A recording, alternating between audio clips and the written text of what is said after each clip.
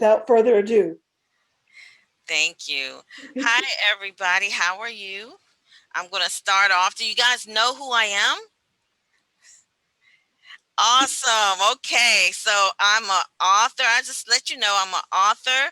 I'm a mom. I'm an engineer. And I also have a couple other businesses. I have a trading business. And that's been taking up a lot of my time because that's something that my family and I do together now on Sundays. We trade together. Um, so now I'm here to help you guys out to learn about, school the radical way and how to raise amazing learners. So come on with your questions. Can you guys hear me? Oh, so Don't be shy. we had Patrina who had a question about how does she document her child's high school experiences, and how does she know what her child will need in order to go on to college and everything? How does she Okay. create transcripts? So creating transcripts are very easy. You can Google tons of them on the internet. I also have a few with my book as an example of what I use with my kids. However, what you want to start off is even as early as middle school is taking your child to colleges. You can go to a college, any college. Believe it or not, there are colleges that have early college programs that they will accept children as young as 12 years old on campus to take classes. You'd be surprised. So it does never hurt. It never hurts to just visit the colleges in your area and the community colleges in your area to see what they want and what they need for in addition. So on my transcripts, what I did, I for each of my kids, they did something different. But what I did was I compared what courses I exposed them to, or what knowledge I exposed them to, um, compared to what the high schools in the area had. So you typically have your English and your math and things like that. And even if your child isn't strong in a particular subject, you at least want them exposed enough so that when they get to college, in most case scenarios, they will succeed.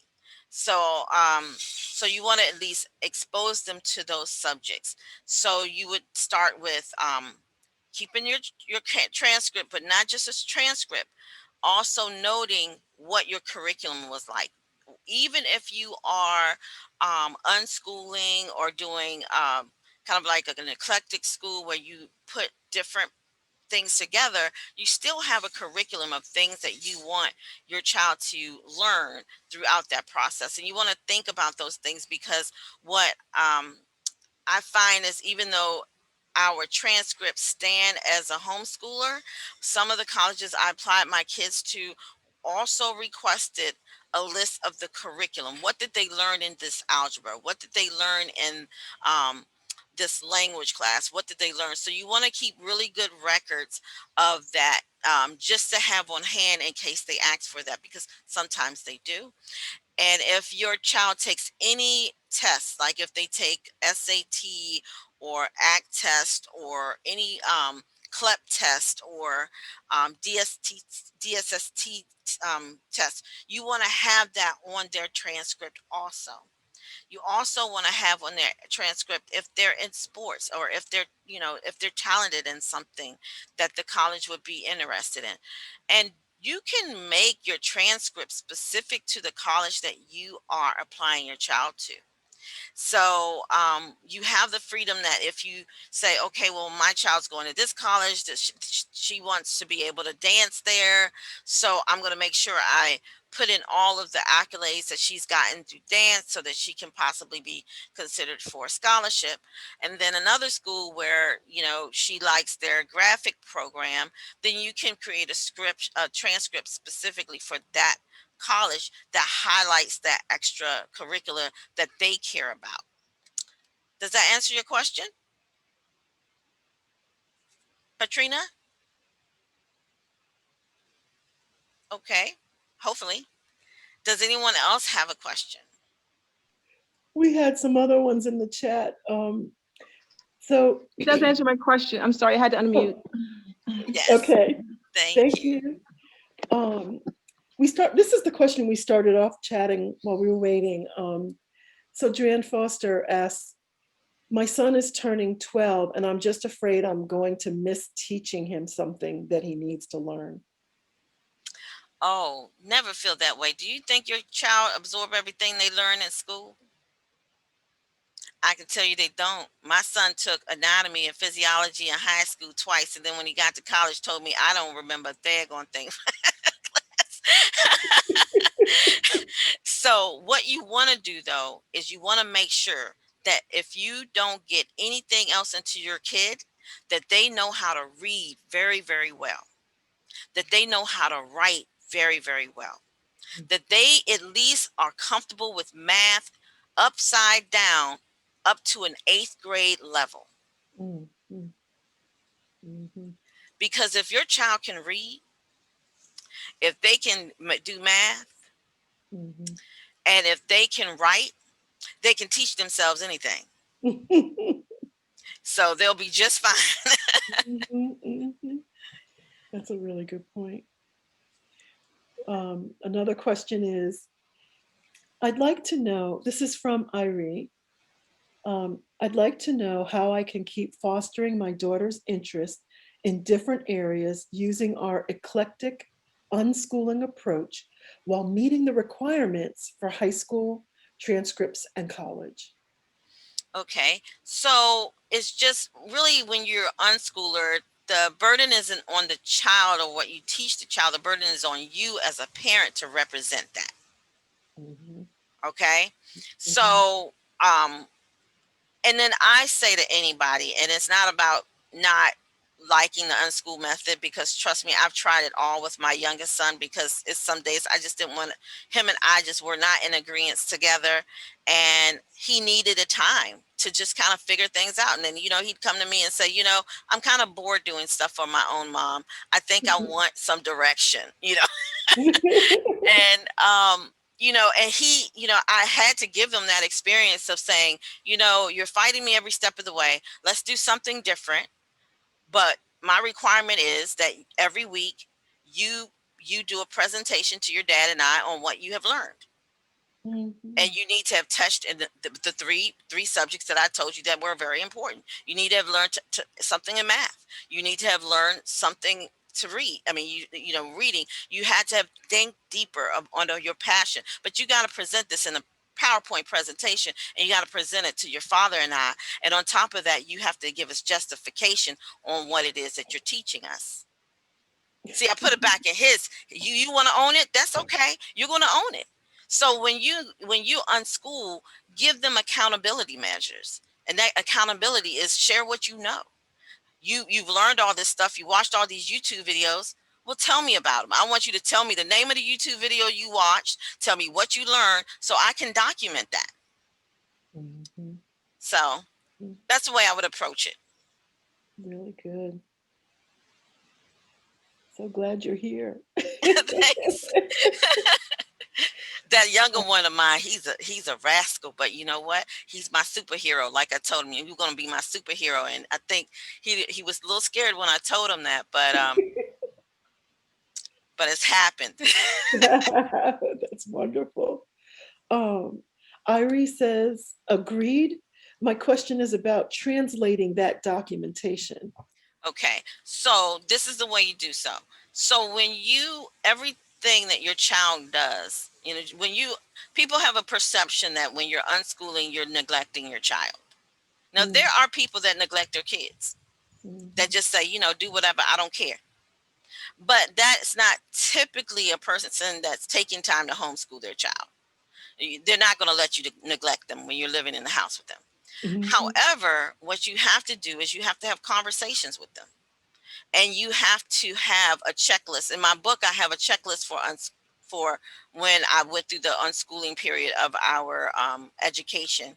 And what I had a checklist of all the subjects that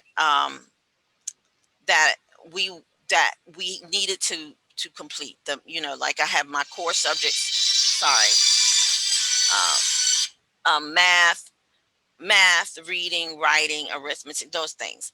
And what I would do is he would say, "Well, I'm going to play." this video game today. Okay, well, you need to tell me in that video game, are you reading anything? No, mom, I'm not reading anything. I'm just looking at pictures. Okay, are you listening to music? Well, yeah, I'm listening to music.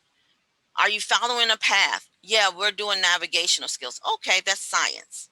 So what I would do is I would say, I would come up with the activity, the game name or video game that he's doing, and I would have him check off the things, the subjects that he thinks that he's getting out of it by asking him questions. Are Mhm. you reading here? Yes. Are you doing logic? Yes. Are you doing math and calculation? Yes. Are you doing scientific discovery, or are you, discovering a new world, or is it whatever? So I would try to come up with questions about each of the activities that he's doing, um, to get him to give me that information, and then I would just, say what was. But then if he was missing anything, then I would say, okay, well, you got to figure out how you want to get this. Do you want to do math by videos? Do you want to do math by games? Do you want to do math, by a video game, or what have you? So I wouldn't totally let him just say, I don't want to do math. I say, how do you want to approach it?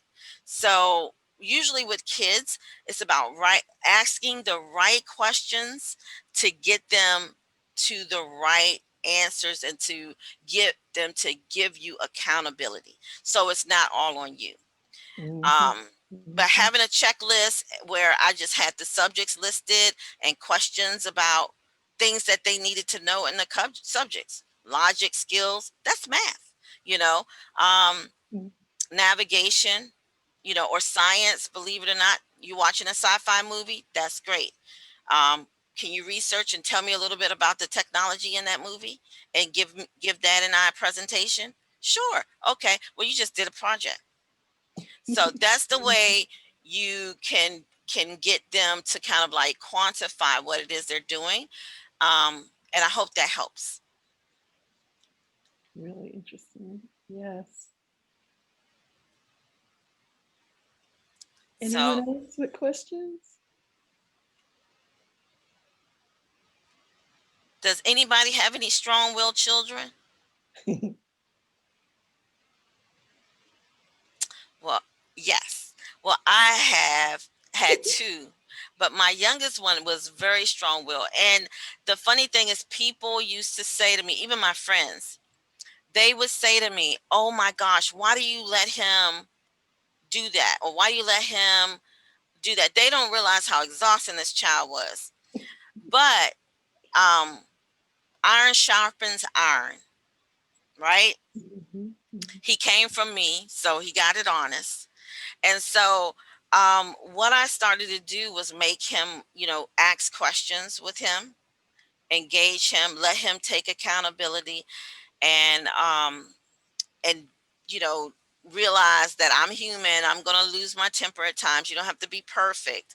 But what we started was a mantra, and I don't know if you've seen my book or gone to my website, but what I did was, when I first started homeschooling him, is I created um, a calm down list, because he would have, when he would have temper tantrums. He was a one child out of my four kids that had temper tantrums the longest, and that's because he had the worst temper, of course. But I knew I needed to, I racked my brain. I was like, how am I going to address this child's behavior, this 10-year-old child's behavior? And I realized that he needed to I needed to give him coping skills, because he didn't know. He'd never been here before. How am I, if you have temper and no one's ever told you how to calm down, you don't know how to calm down. I constantly remind myself that my kids have never been here before. And I think we as parents sometimes want to shuck off our responsibility onto our kids. Um, because they seem like they know what they're talking about, but they really don't. They've never done this before. So I had to realize that, and I had to realize that he needed to hear this every day. So we came up with a calm down list that was specific to his issues, specific to his triggers, specific to his his moods, and we would go over it every day before we got down to business to either work with each other, entertain each other, talk to each other, eat or whatever. It was the first thing we did. And everybody had known that. Everybody in the house knew that. So when he got out of hand, we'd ask the questions like, are you handling this in a manner that you're willing to deal with the consequences? You know, Mhm.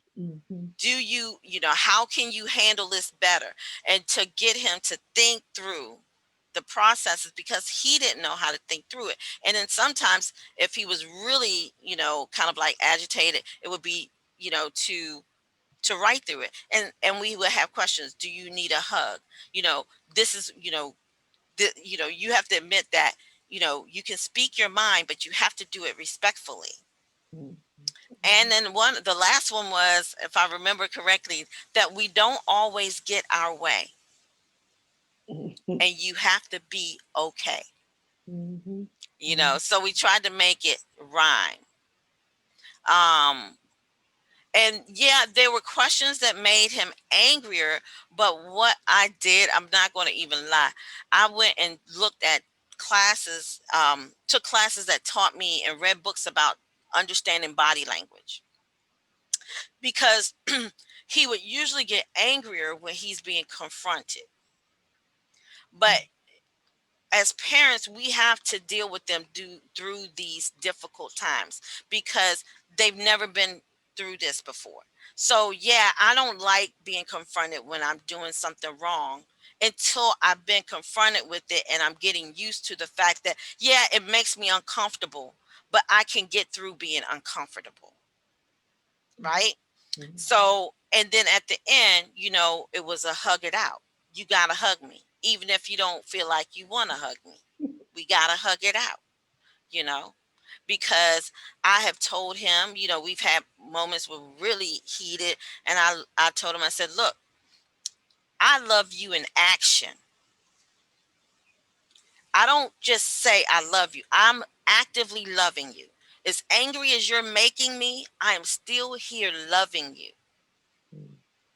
And I have to always remind him of that sometimes when he doesn't like having to deal with the consequences of his actions. Is I always let him know it's hard, we're not getting along, but I'm still loving you in action. That means I'm still here and present, and Mhm. you're still here and present, because I want you to love me back in action.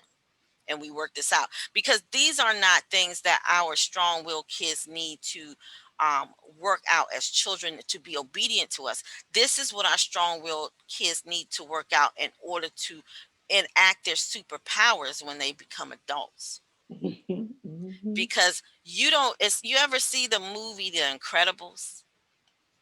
Mhm. And the best part of that movie to me is a clip of little baby Jack Jack. Yeah, The Incredibles were great, but Jack Jack had it all. But the problem is Jack Jack didn't know how to control it. It was too much. And that's really what a strong-willed child is. They come to you and they have too much. They're usually very intelligent. They're usually very good at reading people. But they're superheroes. My son has done things that I don't even think I could have done by the time he's 17. Flown planes, I would have never. But I would throw things at him and put him in situations just to see if he would rise to the occasion. And he would complain, but you know what? He would rise and surpass every time, Mhm. and still complain. So you can't take it personal as a parent, you know? You Mhm. have to see that strong-willed child as a superhero. You have to see them as the potential that they have, and teach them to have self-control. Teach them to read people. have them take a body language class, because the problem with them is they're so in their head that they don't take the time to actually read the signals of the people that they're interacting with. And sometimes they read them and they just don't care. Mhm. So Wow. Wow. Wonderful. Wonderful. yes. I saw that Heather, a while ago, you had Heather Antone, you had your hand up. Mallory Tay, you raised your hand. Please feel free to pose a question. No, I was having issues. I didn't know what I was doing. Sorry. Oh, that's all Oh. right. So, can some people tell me a little bit? Yeah, some of we those strong-willed kids, and the thing is, I've raised them. Like my oldest son is 26, and I know God sent me him first, because he's strong-willed, but he's not quite as like off the cuff as my youngest son. But his teacher, he used to get in trouble all the time in kindergarten. Literally, they had like a tally system, and he would go up to 9 tallies because he knew 9 was the number he would get before he would be able to, before they would expel him. And this teacher was just on him. Well, he went to the same school to pick up his brother from summer camp, and he had a comedy because he used to tell jokes all the time, and I used to tell him, "Look, don't put this online for free. Explore that about yourself. Try to do stand-up comedy. Try to, and I encouraged him. And so he did it. And I booked him gigs or whatever. And he had a logo on the side of his car. And the teacher was so shocked. She was like, I can't believe Frankie, he's grown up. And my son said to me, Mom, she doesn't, he said, you never know. Kids remember everything. Mm. That woman never liked me. And I remembered it. Oh, wow. So kids Mhm. remember everything, and that means even us as parents, when we interact with our strong-willed kids and we label them. I mean, I know some people um, have kids with ADD, ADHD, and all those things, and that's probably some of the reasons why you homeschooling them. It's probably something that my son has. I just never attached a label to him in that regard because I felt that occupational therapy worked better. Mhm. Um, because it's about coping. In life, you have people that are mentally handicapped, and I mean, I have a cousin that I grew up with that suffered from cerebral palsy, but within her means, she did amazing things because her mother never allowed us to say, well, she has cerebral palsy, and she can't walk and she can't interact. My aunt was staunch about that. Mhm. That's not an excuse, Wow. right? Mhm. Never excuse. So I don't even bring it up to conversation to my son about it, or because I just look at how can we improve and make his life full by overcoming these. And then some things we just have to accept that that's just the way the person is. Mhm. Back in the day, that's what we did. Oh, Mhm. cousin Joey stutters. That's just the way he is. Mhm. Aunt Mabel, she's feisty and she throws things. That's just the way she is. You know, Now we have to label everything and everybody and every element and everything that our child does is different, and it makes them worrisome instead of letting them own it, you know? Mhm. Very good. So, how you approach it in your home, always let your child own it, and never let people. I've met parents that the first thing they would introduce their child to me is to say she has ADHD, and I'm saying I don't care.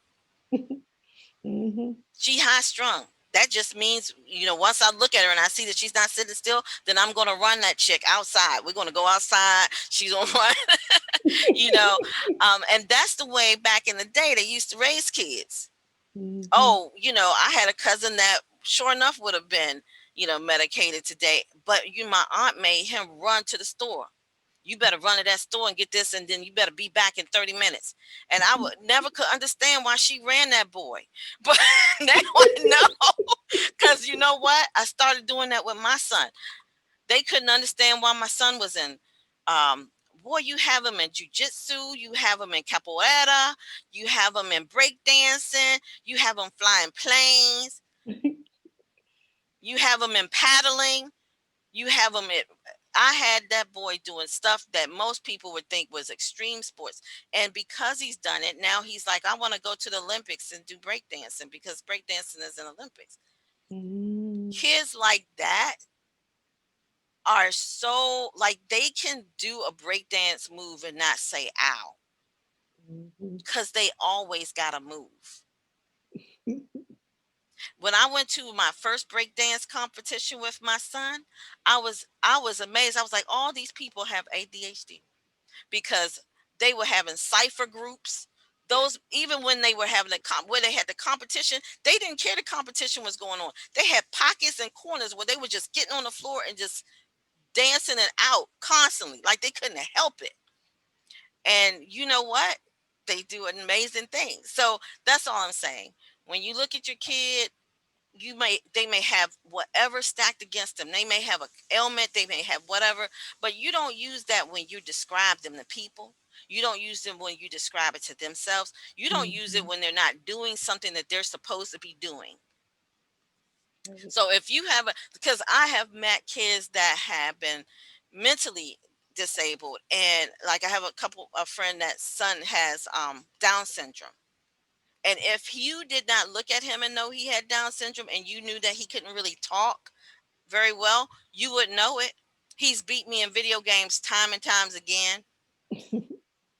Uh, they don't let him shuck on doing chores, Mhm. cleaning up his table, Mhm. accountability measures. They treat him like all the other kids in the house. Wow. And they don't even mention that he has Down syndrome. So just a food for thought. And I mean, I love hearing what you guys are doing with your kid. Your daughter wears skates all the time. I love that. I mean, I used to be one of those kids. 95% of schoolwork upside down, standing on her head. Perfect. You have a contortionist in the house. I bet you if you threw that in there, I mean, you always, when you see them doing things naturally, one up them. You'd be Mhm. surprised what they can do. Wow, So, that's really cool. I love that. I had a chance to go to Ghana and 3 times, and we were visiting the schools, and some of the students would ask the teachers about special needs, and they had a very similar response. Every school we went to, they don't have special education, at least the schools we went to. Each child has a gift. Every child, that's the belief. Every child has a gift, and that gift is to be shared with the community and to be nurtured. And so you're saying the same thing. Like there's these labels. I love who put that in there. Down with the DSM-4. Yes. Yes, Arden, get rid of it. I agree. yes. We have about what 6 minutes left. Any another question? Okay. Well, if you don't have one, I'm going to impart words of wisdom. There you go. Um, this is what I say to every parent. Oh, reading motivation. What I did to get my sons to read is we read together. So, and I'm telling you, I read together. I'm an author and I write fiction, and my oldest son would not read at all. So what we did was I found out things that he liked to watch on television, and then I would find books, and then I would say, "Hey, let's read this together." And it wasn't just me. So my husband would read some of it with him. I would read some of it. We would read it out loud, and I sometimes even act it out. And we read all of the Rotten Ruin series, the zombie series. It was rough on me, but we read that together as a family. And it was a time we set aside every week for doing so. And we would, hey, we're acting out or whatever. And the funny thing is now my son reads to us because he now insists that we do Bible study once a week, and he's usually reading scripture to us, telling us. So that is about, you have a child like that, make it about time with them and finding something that they like, and then just getting through the book, and they read a couple, because sometimes when they don't want to read, it's because they're not they're not necessarily proficient at it, or they feel uncomfortable about it. And that's another way of pulling out what your kid is struggling with, is by interacting with them in the way that's not school based but fun. And I wouldn't even call it school. I say that we got a book club that we're going to start, and let's all read this book together. Mhm. So, words of wisdom. So I tell this to all parents. You're welcome. My mantra, one sentence: don't take it personal. Mhm. Mhm. Your kid is going to test you in ways nobody on this earth is ever going to test you. Do not take it personal. Mhm. And when you don't take it personal, we're going to all do it at some times. We're not perfect, but remind yourself of that. When you start to get in your feelings, say, don't take it personal. This is a child. He never been here before. She's never been here before. They don't Mhm. know no better. Mhm. So, give yourself the time to step away from the situation if you need to, or also, to step back and allow them the time that they need to figure themselves out, and realize that they're kids. You can't expect them to always want to study. You can't expect them to always want to read, because if they were in school, they can skate and not be seen.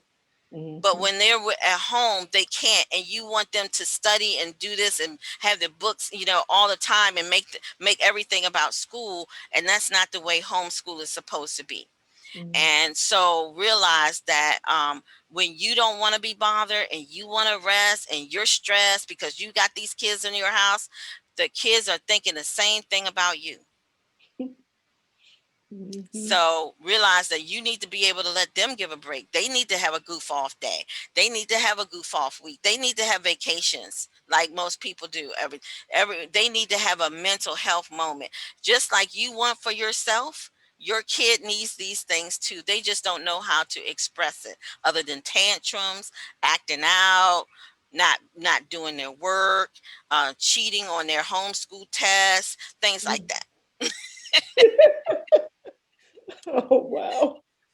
Oh, my goodness. Thank you so much. This has been really, really wonderful. Thank you. Really good Thanks for advice. having me. I'm so glad you guys tracked me down. I'm so, so sorry. Yes, I'm so grateful. I am too. Um, and so we want to thank So you. Oh, that's good. great. And I wanted to give everybody a free book that attended. Oh, Um, wow. if you hold 1 second, I can drop it in the chat. Oh gosh, let me get Wow. this for them real quick. Um, and it is very easy. Let's see. Um, actually, I have. If I drop it, it's going to have a coupon code for you to use. And when you see the coupon code, all you have to do is put that in with the link. And let me see here. I'll put it in the chat. And there you go.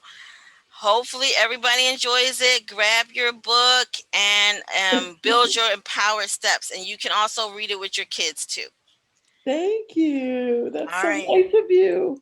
Thank you. Bye-bye. All right.